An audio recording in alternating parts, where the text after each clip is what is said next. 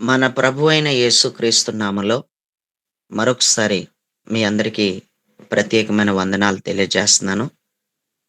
మరి ఈ సమయంలో రాత్రి అనేటువంటి అంశం మీద కొన్ని విషయాలు ఈరోజు మనం ధ్యానం చేయబోతున్నాం. పరిశుద్ధ గ్రంథంలో రాత్రి అనేటువంటి మాట చాలా సార్లు వ్రాయబడి ఉంది. ఇదివరకు కూడా దీని గురించి నేను చెప్పినట్టు నాకు గుర్తుంది. అయితే మరొకసారి దేవుడు నన్ను ప్రేరేపించిన విధానమును బట్టి రాత్రి అనేటువంటి అంశం మీద మనం చక్కగా కొన్ని విషయాలు నేర్చుకోబోతున్నాం. రాత్రి సమయాలలో ఏం జరిగింది? రాత్రి సమయాలలో దేవుడి కార్యాలేంటి?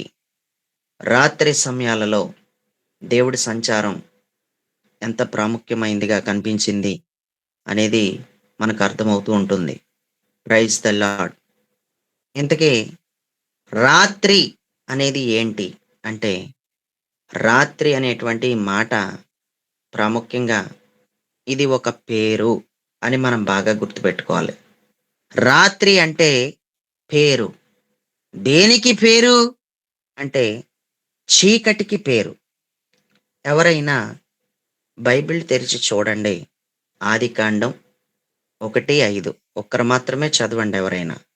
ఆదికాండం 1:5 దేవుడు చదవండి. వెలుగునకు దేవుడు వెలుగునకు పగలనయు చీకటికి రాత్రి అనియు పేరు పెట్టెను. చాలు. హస్తమయు చాలు. ఉదయమును దేవుడు వెలుగునకు పగలనియు, చీకటికి రాత్రి అని పేరు పెట్టాడు. రాత్రి అనేది దేవుడు చీకటికి పెట్టినటువంటి పేరు. ఇంక చీకటికి పేరు పెట్టబడింది కాబట్టి ఇక మీదట చీకటి అని అనబడదు. చీకటి అని అనబడదు. చీకటికి దేవుడు పేరు పెట్టేశాడు. అందుకింకా మనం ఏం చేయాలంటే రాత్రి అని అనాలి. చాలా సార్లు పల్లెటూరులోను ఇలా కొన్ని చోట్ల ఆహ్, చీకటి పడిపోతుంది, చీకటి పడిపోతుంది అంటూ ఉంటారు కదండీ! చీకటి పడిపోతుంది అంటారు. చీకటి అని అనకూడదు. రాత్రి అయిపోతుంది కదా! అని అనాలి. లేకపోతే ఇంకా ఏదైనా మాట్లాడుకుంటే చాలా ఆలస్యం అయిపోతుంది కదా! ఈ టైంలో ఎక్కడికి వెళ్తారో అని ఏమైనా మాట్లాడాలి. అంతేకాని చీకటి పడిపోతుంది గదా! చీకటి అయిపోతుంది గదా! అని అనకూడదు. చీకటికి ఒక పేరు పెట్టాడు. ఆ చీకటికి దేవుడు పెట్టినటువంటి పేరు రాత్రి. రాత్రి అని మాత్రమే మనం పిలవాలి. ఒకవేళ చీకటి అనే పదం ఇప్పుడింకా ఏ లెక్కల్లోకెళ్ళిపోతదంటే, అపవాదిగాడి యొక్క క్రియలు లెక్కల్లోకి వెళ్ళిపోతది. అపవాదిగాడి యొక్క ప్రభావానికి సూచనగా చీకటి కనిపిస్తా ఉంది. ఇప్పుడు చీకటి అనే పదం వాడారు అంటే, ఖచ్చితంగా అది అపవాదిగాడి యొక్క లెక్కల్లోకి వెళ్ళిపోతది. వాడు ప్రభావంతో నిండుకొనినదిగా అది కనిపిస్తా ఉంది. అందుకే మనలో ప్రతి ఒక్కరం కూడా ఇంక చీకటి అనక, చీకటికి దేవుడు పెట్టినటువంటి పేరేంటి అనేది రాత్రి. కాబట్టి రాత్రి అనే పిలవాలి. ఈ రాత్రి అని పేరు పెట్టబడినటువంటి చీకటికి నిశ్చయముగా ఆ రాత్రి సమయాలలో ఏం జరిగింది అనేది మనం బైబిల్‌లో చదివితే చాలా స్పష్టంగా మనకి కొన్ని విషయాలు కనపడతా ఉన్నాయి. సంఖ్యాకాండం 14 అధ్యాయం మొదటి వచనాన్ని గనక చదివితే అక్కడ ఈ విధంగా రాసుంది. సంఖ్యాకాండం 14 మరియు యెహోవా హ్మ్. మరియు యెహోవా మోషేకు ఇలాగు సెలవిచ్చెను. హ్మ్. కుష్ఠరోగి పవిత్రుడనని అమ్మా నిర్ణయించిన దినమున సంఖ్యాకాండం ఆయన 14 ఒకటే చదువుతున్నావా? ఆయన- మరియు యెహోవా మోషేకు ఇలాగు సెలవిచ్చెను. అప్పుడు ఆ సర్వజనము ఎలుగెత్తి కేకలు వేసి ప్రజలు హ్మ్. ఆ రాత్రి ఎలుగెత్తి ఏడ్చిరి. అప్పుడు ఆ సర్వ మరి సమాజం ఎలుగెత్తి కేకలు వేశారంట. ప్రజల రాత్రి ఎలుగెత్తి ఏడ్చిరి అన్నాడు. ఏడ్చే ఏడుపులు, ఈ వేసే కేకలు ఎప్పుడు జరిగినాయి అంటే రాత్రి సమయంలో జరిగినాయి. రాత్రి సమయంలో జరిగినాయి. ఎవడ చచ్చిపోయాడని కేకలు, ఎవడికేమైపోయిందని కేకలు, ఎవడ పెట్టెకి ఆర్డర్ ఇచ్చేసారని కేకలు, ఎవడిని సమాధిలో పెట్టేయడానికి గొయ్యి తవ్వేశారని కేకలు. దేనికి కేకలు? అది ఏ టైంలో కేకలు? రాత్రి సమయంలో కేకలు. ప్రియులరా, దేవుడికి దగ్గరవ్వడం అనేది రాత్రి సమయంలో ఎంత చక్కగా జరుగుతుందో, అదే రాత్రి సమయంలో దేవునికి దూరమైపోయే పరిస్థితులు కూడా ఎక్కువగా కనిపిస్తాయి. ఏ మనిషి జీవితంలోనైనా, ఏ భక్తుడైనా దేవుడికి దగ్గరయ్యాడు అంటే అది రాత్రి సమయంలో.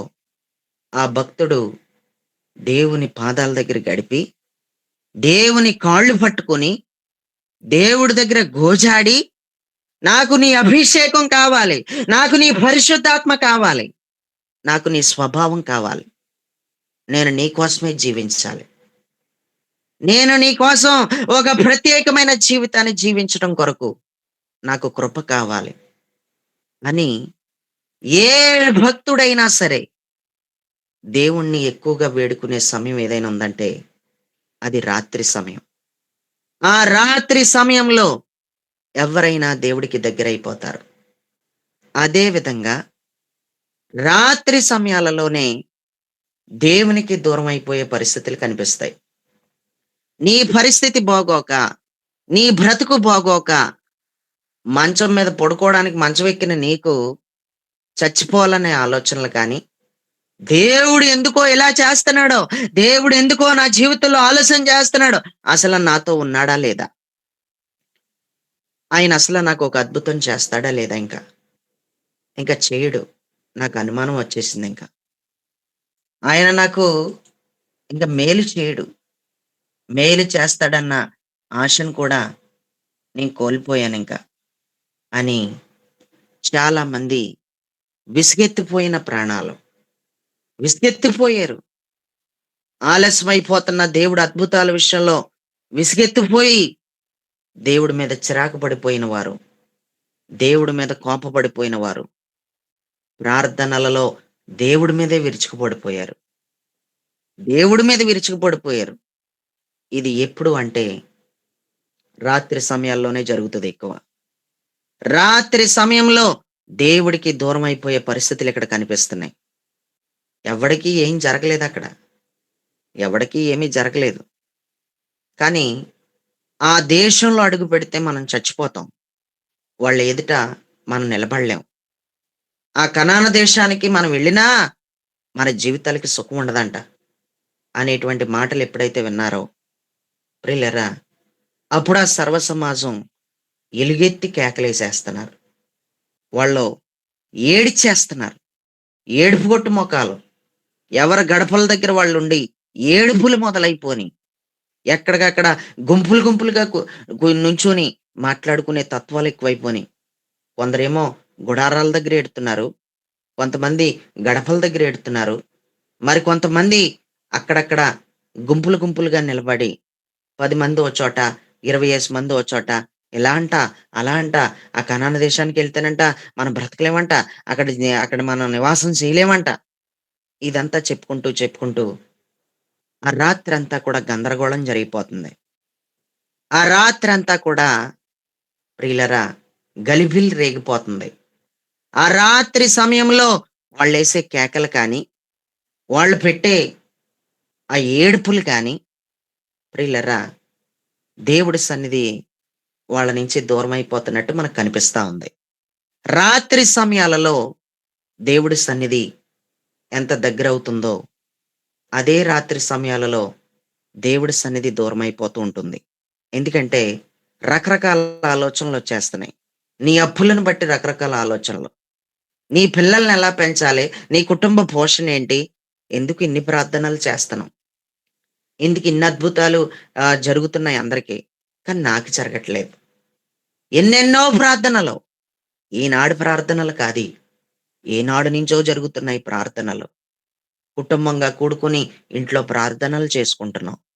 ఏ దైవజనుడు వస్తే ఆ దైవజనుడిని రప్పించుకుని కూడా మరీ ప్రార్థనలు పెట్టించుకుంటున్నాం. ప్రార్థనలు చేసుకుంటున్నాం. కానీ ఏం జరగడం లేదు. ఎన్నో ఆల్ నైట్ ప్రేయర్స్ పాల్గొన్నాను. ఎన్నో రాత్రులు జాగర ప్రార్థనలు చేసుకున్నాను. కానీ ఏం జరగడం లేదు అంటూ నీ నిర్ణయాలను మార్చేసుకున్న సమయం రాత్రి సమయం. నీ ఉద్దేశాలు దేవునికి విరోధమైన ఉద్దేశాలుగా మారిపోయిన సమయం రాత్రి సమయం. నీకున్న మనశ్శాంతిని కోల్పోయిన సమయం రాత్రి సమయం. ఒక భయంకరమైన గందరగోళం కలిగిన వ్యక్తివి. రాత్రంతా ఆలోచిస్తూ ఆలోచిస్తూ కళ్ళు గుంట్ల పడిపోయినట్లుగా ఆలోచిస్తూ ఉండిపోయావు. అది ఏ సమయం అంటే రాత్రి సమయం. ప్రజలు నీ గురించి ఏం మాట్లాడుకుంటున్నారో, ప్రజలు నీ కుటుంబం గురించి ఏమనుకుంటున్నారో, ప్రజలు నీ యొక్క బ్రతుకు కోసం ఏం మాట్లాడుకుంటున్నారో, నీ పిల్లల బ్రతికేటో అని ప్రజలు ఏం మాట్లాడుకుంటున్నారో, ఇవన్నీ కూడా నీ తలంపుల్లో తిరిగేసేది, నీ మైండ్లో ఉండిపోయేది ఏ సమయం అంటే రాత్రి సమయం. నీకున్న ప్రశాంతతను కోల్పోయింది నువ్వు రాత్రి సమయంలోనే. నువ్వు కోల్పోయిన దాన్ని తిరిగి మరలా దేవుడు నీకు ఇచ్చే సమయం కూడా ఈ పెందలకడ ప్రార్థన అనే రాత్రి సమయంలో దేవుడు నీకు తిరిగి మరలా నువ్వు కోల్పోయిన దాన్ని నీకు ఇవ్వబోతున్నాడు. Praise the Lord. ఎన్నో ఆలోచనల చేత బంధించబడి ఉన్న నీకు పరిశుద్ధాత్మ చేత ప్రవచిస్తున్నాను, నీకు ఒక అద్భుతం జరగబోతుంది. నీకు నిశ్చయంగా దేవుడు కార్యం జరగబోతుంది ఈ పెందలకడ ప్రార్థన అని ఈ రాత్రి సమయంలో. ఇంకా మనకి ఇది రాత్రిగానే కనిపిస్తుంది. అంటే ఒక మాటలో చెప్పాలంటే మన భాషలో ఇది ఇంకా తెల్లవారలేదు. ఇంకా తెల్లవారినట్టుగా లేదు కదా, పూర్తిగా తెల్లవారలేదు. ఈ రాత్రి సమయంలో నిశ్చయంగా ఈ పెందలకాడ ప్రార్థన అనే 4వ జాము సమయంలో నిశ్చయంగా దేవుడు నీకు ఒక అద్భుతం చేస్తాడు. రాత్రి సమయంలో ఆయన ఎంత బలంగా కదిలాడో ప్రియులరా, ఆయన ఎంత బలంగా కదిలాడో మనం బైబిల్లో చూస్తే గనక ఎన్నెన్నో విషయాలు మనకు కనిపిస్తూ ఉంటాయి. దేవుడికి స్తోత్రం. ఆయన సముద్రమును విడగొట్టింది ఏ సమయం అంటే రాత్రి సమయం. రాత్రి సమయంలోనే ఆయన ఏం చేశాడు, సముద్రాన్ని ఆయన విడగొట్టినట్టుగా మనకి కనిపిస్తా ఉంది. దేవుడికి స్తోత్రం. ఆ వాక్యాలన్నీ తీసి చదవడానికి ఇప్పుడు మనకి సమయం సరిపోదు. ఒకసారి చూసేయండి, నిర్గమకాండం 14:21 చదివండి పాస్ట్కి ఎవరైనా. నిర్గమకాండం 14:21 రిఫరెన్స్ చూడండి, కంగారు పడకండి. 14:21 నిర్గమకాండం. మోషే ఉమ్, సముద్రం వైపు తన చేయి చాపగా యెహోవా ఆ రాత్రి అంతయు బలమైన తూర్పు గాలి చేత సముద్రమును తొలగించి దానిని ఆరిన నేలగా చేసెను. ఎప్పుడు ఆరిన నెలగా చేశాడు అంటే రాత్రి సమయంలో. రాత్రి సమయంలో సముద్రమును విడగొట్టినోడు, సముద్రాన్ని విడగొట్టినోడు నీ సమస్యను కూడా విడగొట్టేది ఎప్పుడో తెలుసా? రాత్రి సమయంలో. రాత్రి సమయంలో నువ్వు ఎంత దగ్గరవుతావో దగ్గరవు, దేవుడితో ఎంత ఎక్కువగా మాట్లాడతావో మాట్లాడు. రాత్రి సమయంలో సముద్రాన్ని విడగొట్టడమే కాదు, సంకెళ్ళు కూడా విడగొట్టాడు. చదవండి అపోస్తుల కార్యాలు 12:6. అపోస్తుల కార్యాలు 12వ అధ్యాయం 6వ వచనం చదవండి.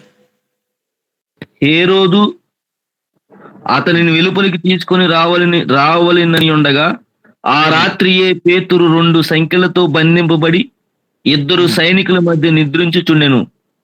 మరియు కావలి వారు తలుపు ఎదుట చెరసాల కాచుకొని చుండిరి.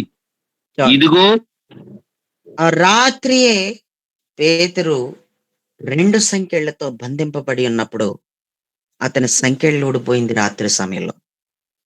నీ సంకెళ్ళు విడగొట్టలేడా? నీ జీవితంలో నీకు ఎదురుగా ఉన్న సముద్రాన్ని విడగొట్టలేడా? నీ బలహీనతను విడగొట్టలేడా? నీ అప్పుల్ని విడగొట్టలేడా? నీకున్న మానసిక బాధను విడగొట్టలేడా? ఆయన ఏం విడగొట్టలేడని ఆయన ఏం చేయలేడని ఆలోచించు. రాత్రి సమయాలలో దేవుడి సంచారం బలంగా జరిగింది.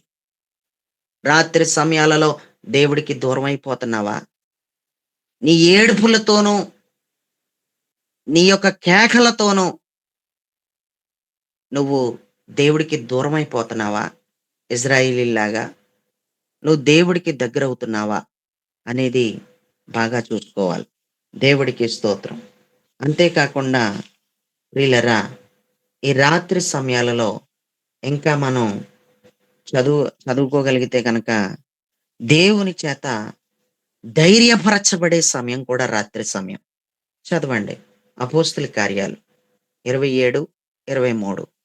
అపోస్తుల కార్యాలు 27, 23. నేను నేను ఎవని వాడునో ఎవరిని సేవించుచున్నాను ఆ దేవుని దూత గడిచిన రాత్రి నా యొద్ద నిలిచి, ఉమ్, పౌలా భయపడకుము, ఉమ్, నీవు కైసరు ఎదుట నిలువవలసి ఉన్నది.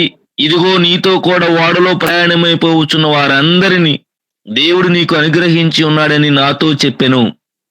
గడిచిన రాత్రి నా యొద్ద నిలిచి దేవుని దూత చెప్పింది, పౌలా నువ్వు భయపడకో అని చెప్పిన సమయం రాత్రి సమయం.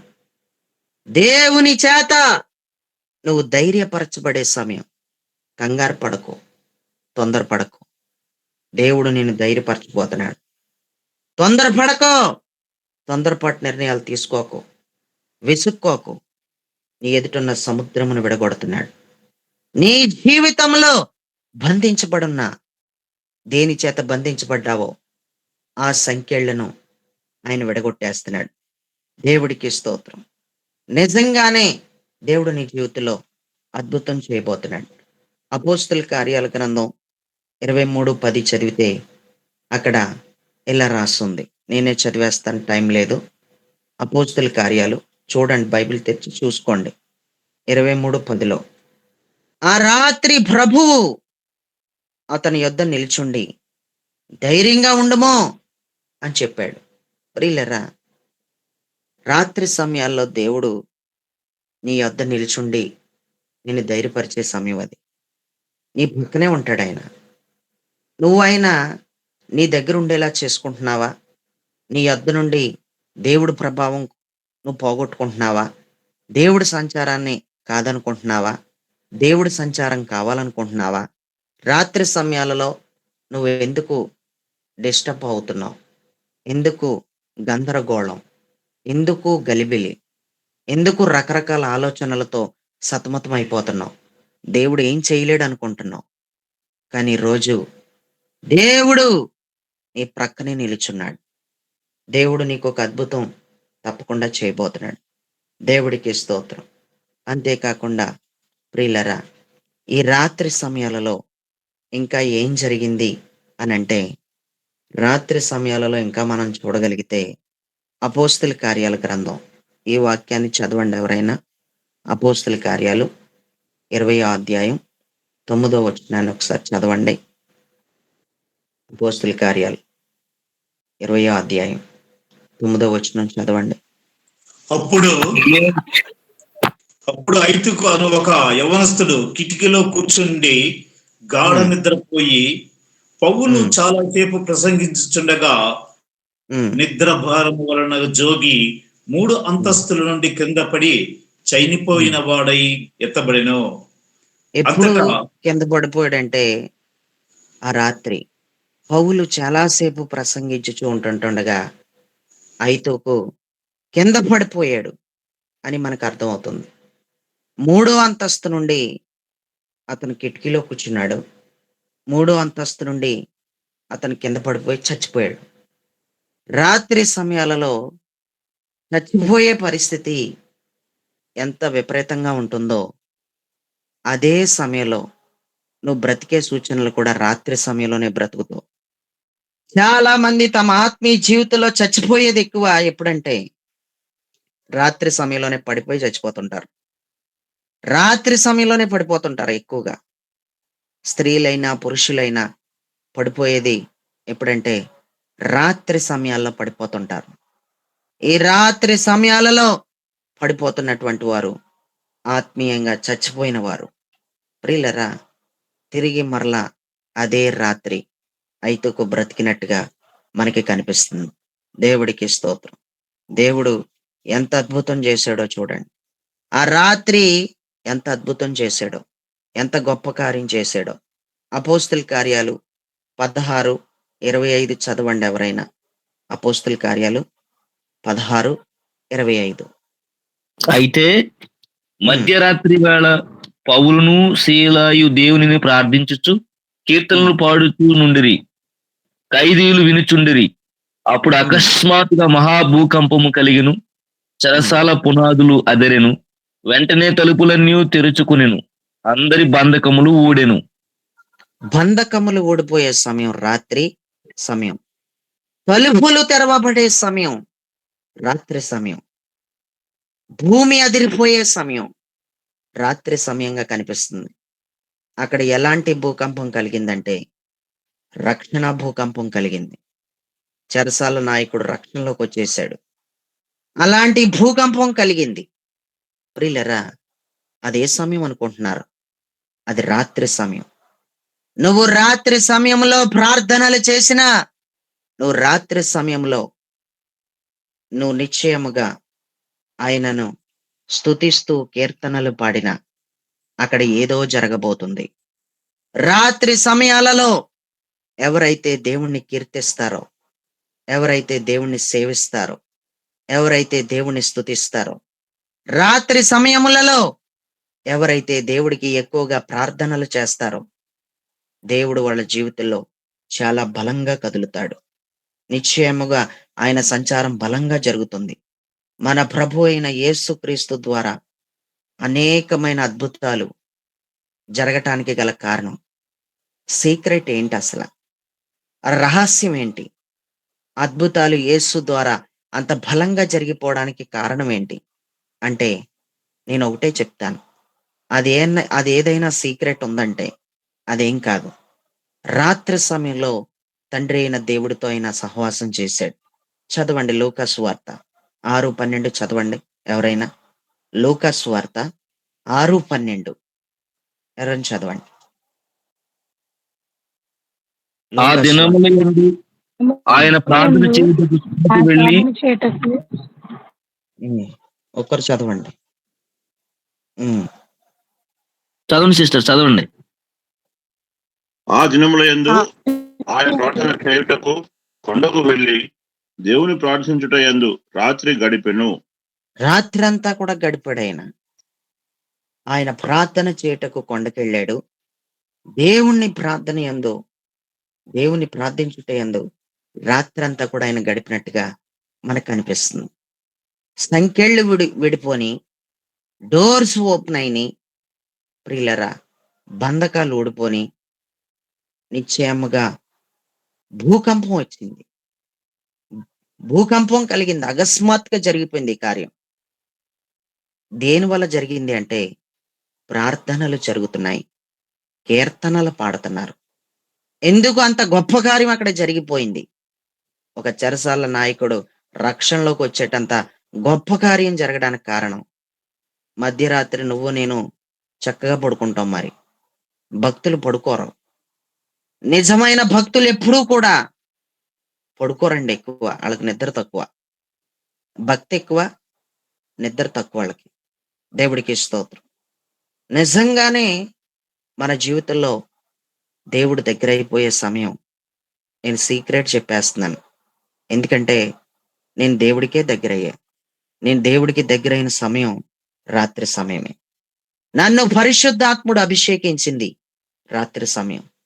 నేను పరిశుద్ధాత్మను పొందుకుంది రాత్రి సమయం. నేను నిశ్చయముగా దేవుని కొరకు బ్రతకాలనుకున్న ఆలోచనలు వచ్చినాయి నాకు రాత్రి సమయంలో. ప్రియులరా, నేను దేవుడికి దగ్గర అయిపోయాను. నేను ఆ పని చేసి వచ్చాను, ఈ పని చేసి వచ్చాను, నేను అలసిపోయి పడుకున్నానని నీకులాగా నేను చెప్పలేదు సమాధానం. నీకులాగా నేను చెప్పలేదు. ఈయనకేం పని ఉంది, ఈయనకేం పాటు ఉంది అనుకుంటారు కొంతమంది. నేను కష్టపడినోడ్నే. నేను రాత్రులు పగళ్ళు కష్టపడినోడ్నే. నేను కూడా నైట్ డ్యూటీలు చేసి నేను కష్టపడిన వ్యక్తినే. మెకానిక్ షెడ్‌లో కష్టపడుతూ, పని చేసుకుంటూ, నేను పని చేసుకుంటుండగానే పరిశుద్ధాత్మ పూర్ణుడిగా ఉండి, ఆత్మలో ఎక్కువగా ప్రార్థనలు జరుగుతూనే ఉండేయి. నేను పరిశుద్ధాత్మతో అంత గట్టిగా సంబంధం పెట్టుకొని, నేను ఎక్కువగా దేవుడితో మాట్లాడుతూ ఉండేవాడిని. ఎప్పుడు నేను నా చేతి పని, నా జీవనోపాధి కొరకు నేను ఒకప్పుడు కష్టపడుతున్నప్పుడు నేను అలాగే చేసుకున్నాను. ప్రార్థనలు అలాగే చేసుకుంటూ ఉండేవాడిని. అక్కడితో ఆగిపోలేదు. మరలా ఇంటికొచ్చి చక్కగా స్నానం చేసేసిన తర్వాత, మరలా నేను ఎక్కువ సేపు దేవుడితో గడిపేవాడిని. రాత్రంతా కూడా గడిపిన రోజులున్నాయి. ఎన్నో రాత్రులు గడిపాను. నాకు కృపావరములిస్తావా ఇవ్వా అని అడిగిన రోజులు రాత్రి సమయాల్లోనే. నాకు వరములు ఎందుకివ్వవు? నాకు వరములు కావాలి అని దేవునిని అడిగాను. నిశ్చయముగా నాకు ప్రవచన వరం కావాలని నేను ఆసక్తితో అపేక్షించాను. వాక్య ప్రకారం నేను ప్రవచనాలు చెప్పాలి. నాకది ఎలాగైనా కావాలి అని నేను దేవుణ్ణి అడిగాను. నాకు ఒక అద్భుతమైన దర్శనం వచ్చింది. ఆ దర్శనం వచ్చిన సమయం రాత్రి సమయం. ఏంటా దర్శనం అని అంటారా? దేవుడు నాకు ఏదైనా ఇచ్చేటప్పుడు ముందుగానే చెప్పే చేస్తాడు. దేవుడు ఏదైనా నాకు ఇచ్చినప్పుడు నాకు చెప్పే చేశాడు. ఇదిగో నేను నువ్వు అడిగింది నేను నీకు ఇస్తున్నానని. దేవుడికి స్తోత్రం. ప్రియులరా, ఏంటి దేవుడు నాకు చూపించిన దర్శనం? అది ఎప్పుడు చూపించాడు అంటే, నేను రాత్రి సమయాల్లోనే గట్టిగా గోజాడి అడిగాను. అదే రాత్రి సమయంలోనే నాకు ఒక దైవ దర్శనం. ఒక స్టీల్ గ్లాస్ కనపడుతుంది.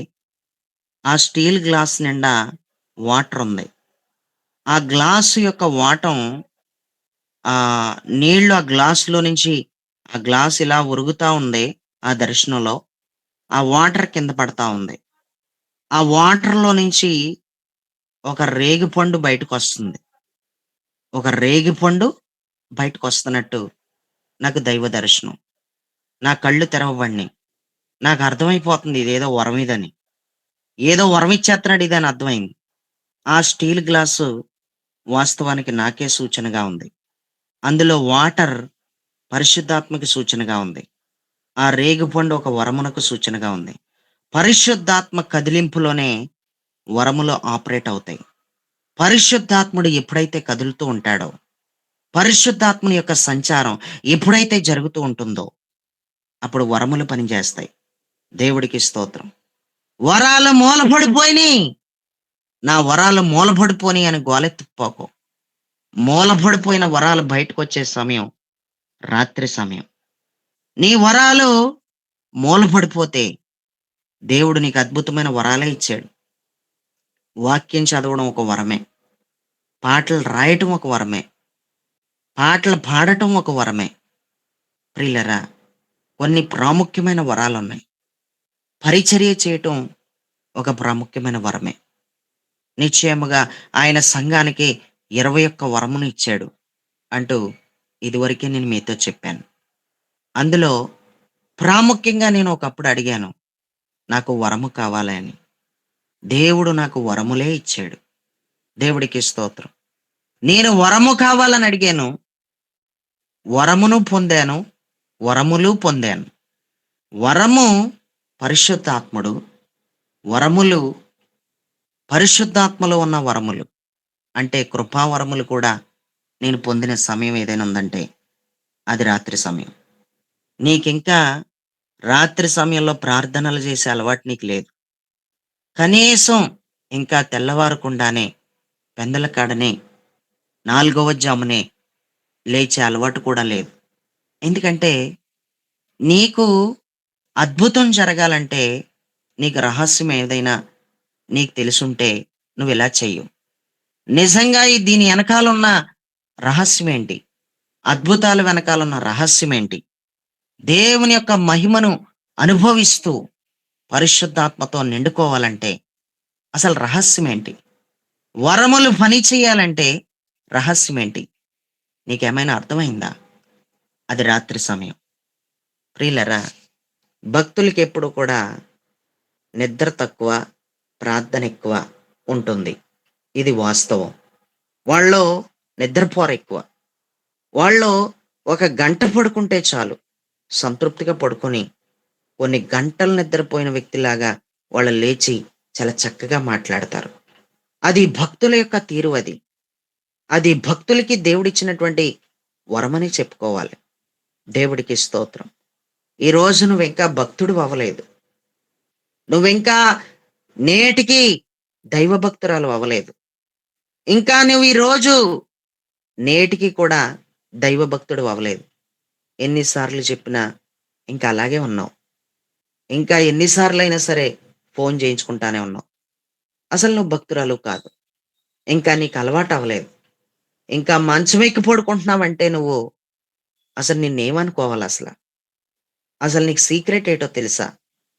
దేవుడు నీ జీవితంలో కదలాలంటే, దేవుడు నీ కుటుంబంలో కదలాలంటే అసలు నీకు సీక్రెట్ ఏంటో తెలుసా?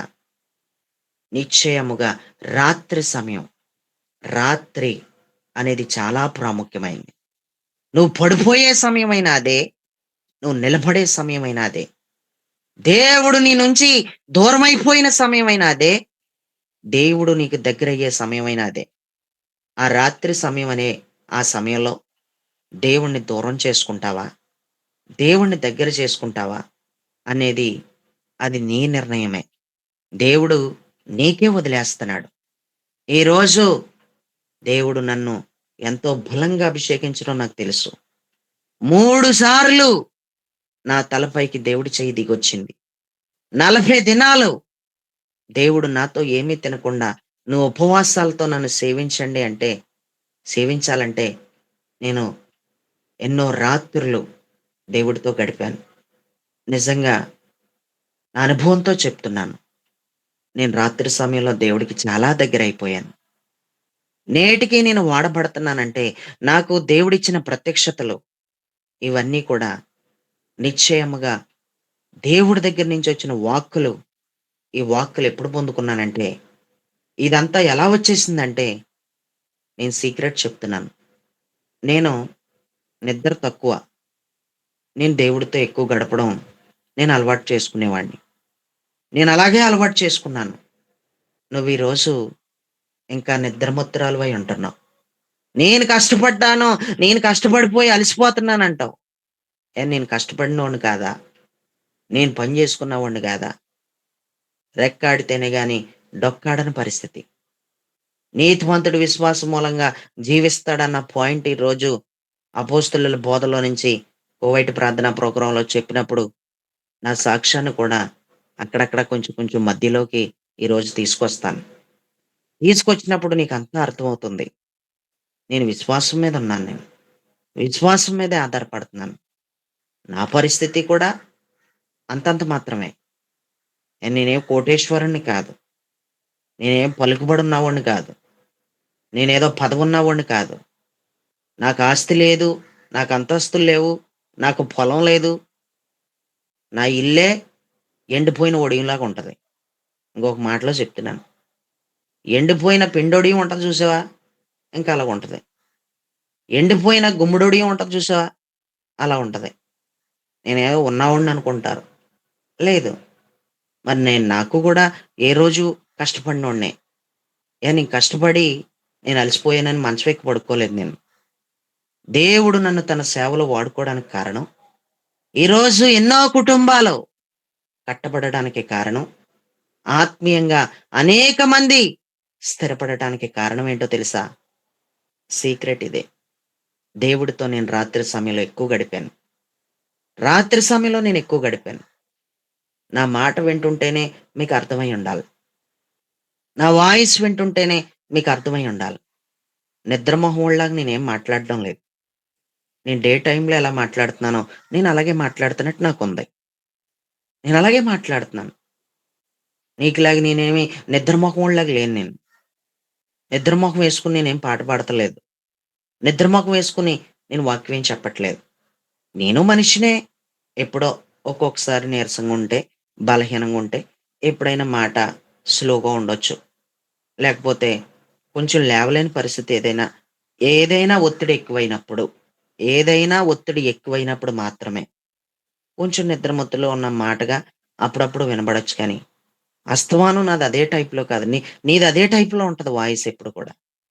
నిద్రమొహం వేసుకున్నట్టే ఉంటావు. కానీ ఈరోజు నీవు రాత్రి సమయంలో దేవుడితో గడిపేటప్పుడు అది రాత్రి అని మర్చిపో. అయ్యో! ఇది అందరూ పడుకుంటున్నారు. ఇది రాత్రి గదా! అయ్యో! నేను పడుకుని పోవాలి. ఆ ఆలోచన విధానం తీసేసుకొని నువ్వు దేవుడితో గడుపు. దేవుడి కార్యాలేంటో నువ్వు చూడబోతున్నావు. దేవుడికి స్తోత్రం. ఇంకా బైబిల్ గ్రంథంలో చదివితే నేను చదువుతున్నాను. 2 సమూయేలు 7:4 చదివితే, అయితే ఆ రాత్రి యెహోవా వాక్కు నాతానునకు ప్రత్యక్షమై అని రాసుంది. నాతానుకు వాక్కొచ్చిందంట. అదెప్పుడొచ్చిందో తెలుసా? రాత్రి సమయంలో వచ్చింది. దేవుడి దగ్గర నుంచి ప్రత్యక్షతలు పొందుకునే సమయం రాత్రి సమయం. దేవుడి దగ్గర నుంచి నువ్వు వాక్కులు పొందుకునే సమయం రాత్రి సమయం. దేవుడు నీ యొద్దకు నడుచుకునొచ్చే సమయం రాత్రి సమయం. రిఫరెన్స్ కావాలా? చదువుకో. మార్కు సువార్త 6:48 చదువుకో. ఆయన చూచి రాత్రి ఇంచుమించు 4వ జామున సముద్రం మీద నడిచెను అన్నాడు. రాత్రి ఇంచుమించు 4వ జాము. ఈ పెందలకడ ప్రార్థన రాత్రి సమయంలోనే జరుగుతుందని వెరీ క్లియర్. రాత్రి 4వ జామున ఇంచుమించు అంటూ మొదలుపెట్టాడు. రాత్రి సమయంలో ఆయన శిష్యుల యొద్దకు ఆయన సముద్రం మీద నడుచుకుని వెళ్తున్నాడు. అదే సమయం అంటే రాత్రి సమయం. దేవుడు నీ యొద్దకేటి నా యొద్దకేటి నడుచుకుని వచ్చే సమయం రాత్రి సమయం అని నువ్వు ఎరుగుదువా? నీకు నిజంగా ఈ రాత్రిని గూర్చి నీకు నిజంగా తెలుసా? ప్రియులరా, రాత్రి సమయంలో కూడా మనల్ని దాచే దేవుడు. మత్తయి సువార్త 2:11 చదివితే, హేరోదు విషయమై యోసేపు శిశువును తల్లి అయిన మరియను రాత్రి వేళ తోడుకుని ఐగుప్తుకు వెళ్ళిపోయాను అనుంది. ఐగుప్తుకి వెళ్ళాడు. ఎప్పుడో తెలుసా? రాత్రి సమయం. దేవుడు నిన్ను దాచే సమయం కూడా రాత్రి సమయం. ఎవరి చేతుల్లో పడిపోకుండా నిన్ను దేవుడు కాపాడే సమయం కూడా అది రాత్రి సమయం అని నీ జ్ఞాపకం చేస్తున్నాను. పౌల్ని ధైర్యపరిచింది రాత్రి సమయమే. భయపడకని చెప్పింది రాత్రి సమయమే. ఆ పౌల్నే కాదు, ఇస్సాకు భక్తుడికి కూడా ఆయన ప్రత్యక్షమై భయపడకో అని ప్రత్యక్షమై చెప్పింది కూడా రాత్రి సమయమే. అది ఆదికాండం 26:24 మనకు కనిపిస్తా ఉంది. అంతేకాకుండా ప్రియులరా, చివరికి ఇంకొక మాట చదివి మీకు వినిపించి ముగించేస్తాను. 2వ దినవృత్తాంతాలు 1వ అధ్యాయం 7వ వచనం. ఆ రాత్రి అందు దేవుడు సొలొమోనునకు ప్రత్యక్షమై, నేను నీకు ఏమి ఇయ్యగోరుదునో దాన్ని అడుగు అన్నాడు. దేవుడు ప్రత్యక్షమైంది ఎప్పుడంటే సొలొమోనుకి రాత్రి. దేవుణ్ణి నువ్వు ఏదైనా అడగాలనుకుంటే కూడా అడిగే సమయం రాత్రి సమయం అని తేల్చి పాడేశాడు ఇక్కడ. దేవుడికి స్తోత్రం. ప్రియులరా, అంతేకాకుండా ఇంకొక విషయం చెప్పి ముగిస్తాను. అపోస్తల కార్యాలు 16:33 వాళ్ళు గాయములు కడిగిన సమయం అంట. ఒకసారి ఆ రిఫరెన్స్ ఒకసారి ఎవరైనా చదివేయండి, ముగించేద్దాం. ఆ ఒక్క రిఫరెన్స్ చదివేయండి. అపోస్తల కార్యాలు 16:33 చదివేయండి ఎవరైనా. హల్లెలూయా, ప్రైజ్ ది లార్డ్. ఆలస్యం అయిపోతుంది తీయడానికి. అపోస్తల కార్యాలు ఆ రాత్రి ఆ గడియలోని అతడు చదవండి. వారిని తీసుకుని వచ్చి వారి గాయములు కడిగెను. వెంటనే అతడును అతని ఇంటి వారందరూ బాప్తిసము పొందిరి. మరలా చదువు ఫస్ట్ నుంచి. రాత్రి ఆ గడియలోనే అతడు వారిని తీసుకుని వచ్చి వారి గాయములను కడిగెను. వెంటనే చాలు. రాత్రి ఆ గడియలోనే వాళ్ళని తీసుకుని వచ్చంట గాయములు కడిగేశాడంట. దేవుడికి స్తోత్రం. పౌలు శీల గాయములు ఆ టైంలో అతని వాళ్ళ గాయములు కడిగినటువంటి విధానం కనిపిస్తా ఉంది. వాళ్ళ ప్రాణం తెప్పరెళ్ళిన సమయం రాత్రి సమయం. నీ జీవితానికి సుఖం లేదనుకుంటున్నావు, ఎప్పుడు చూసినా బాధే అనుకుంటున్నావు. నీ గాయములు తీసేసే సమయం రాత్రి సమయం. నీ బాధలు నీ నుండి వేరైపోతాయి. బాధపడకు, తొందరపాటు నిర్ణయాలు తీసుకోకు. చచ్చిపోవాలన్న ఆలోచనలో మంచం మంచాన ఎక్కుతుంటే చాలు, మంచాన పడుతుంటే చాలు, ఇయే ఆలోచనలు. వద్దు. నీ గుండెల్లో చాలా గాయాలున్నాయి. నీ మనస్సులో నీకు చాలా గాయాలున్నాయి. అది దేవుడికి బాగా తెలుసు. నీ గాయాలు అన్ని గాయాలు కాదు. ఆయన తీసేస్తున్నాడంతే. నేను పరిశుద్ధాత్మ చేత ప్రవచిస్తున్నాను. నిశ్చయముగా నీ గాయములు తొలగిపోబోతున్నాయి. నిశ్చయముగా దేవుడు నిన్ను బలపరుస్తున్నాడు. నువ్వు దేవునిని బట్టి నువ్వు ఆనందంగా ఉండబోతున్నావు. ఎన్నో రాత్రుళ్ళు ఏడ్చిన రోజులే కానీ నవ్విన రోజులు లేవు. ఆనందంగా ఉన్న రోజు అంటూ ఒక్క రోజు లేదు. పెళ్లి చేసుకున్న దగ్గర నుంచి నా జీవితానికి ప్రశాంతత లేదనుకున్నావు. పిల్లల కన్నా దగ్గర నుంచి నా జీవితానికి ప్రశాంతత లేదనుకున్నావు. కానీ ఇక మీదట చూసుకో, నీ పరిస్థితులు మారబోతున్నాయి. ఈ పెందలకడ ప్రార్థనలో నిశ్చయముగా దేవుడు నీకు చేయబోయే కార్యం ఇదే. ఈ రాత్రి సమయంలో ప్రతిరోజు పాల్గొంటున్న నిన్ను ఎందుకు వదిలేస్తాడు? కానీ నేను ఒకటే అంటున్నాను, ఫోన్ అయితే చేయించుకోకుండా రా. నువ్వు 2:30కే రా లోపలికి. అది రాత్రి సమయం కాబట్టి నువ్వు వచ్చి చూడు. నీకు దేవుడు మరింత బలమైన కార్యం చేస్తాడని దైవజనుడిగా నీకు జ్ఞాపకం చేస్తున్నాను. కాబట్టి ఈ మాటలు దేవుడు మనందరి వినికిడిలో దీవించి ఆశీర్వదించి ఫలభరితంగా మార్చునుగాక. ఆమేన్. ఆమేన్.